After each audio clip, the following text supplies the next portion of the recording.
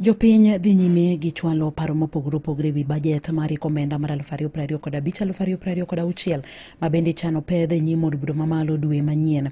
Jopiny dwaro mondo duok piny nengo mwandu mochuno kaka mkate, chak kod mwandu mamoko mondo mi oduok piny nengo ngima e pacho kae.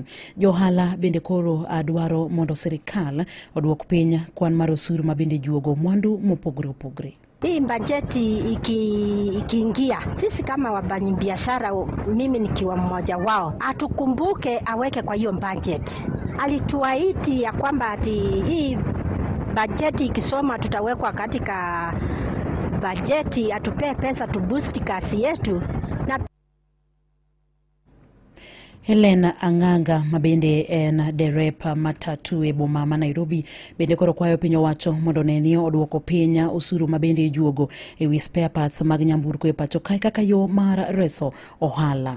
Kama ni kupandisha sana, pandisha tu kidogo ikijua bado tunaumia. Sababu tunaumia hata sasa hii tu kulingana na sasa budget bado haijasomwa, bado tu tunaumia. Kama serikali inatujali sisi kama wananchi wake, na sisi ndio tuliwachagua tukaweka hapo kwa kiti, inafaa tu pia itujali pia sisi. Hii ndio mnaweza sema tu kwa serikali kama inaweza nisikia.